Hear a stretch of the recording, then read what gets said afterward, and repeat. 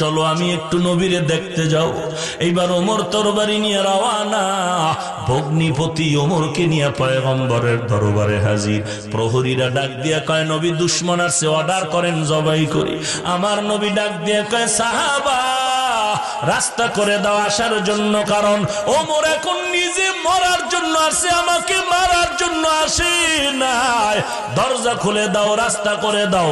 ওমর নবীর সামনে হাজির, তরবারিটা বের করে নবীর সামনে দিয়া বলেন নবী বেয়াদবি হয়ে গেল, আপনার মাথা নিতে আসছিলাম বুঝি নাই, তরবারি দিয়ে আপনি আমার মাথাটা কেটে দেন। তবে আমার মাথা কাটার আগে কালেমার চাবি লাগায়া জান্নাতের মেহমান আমাকে বানায় দেন।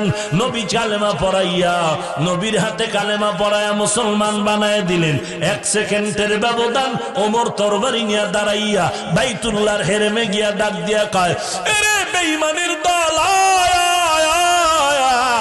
আল্লাহর নবীর বিরুদ্ধে, ইসলামের বিরুদ্ধে যদি সাহস থাকে কথা বল, আমি ওমরের তরবারি তার জন্য যথেষ্ট।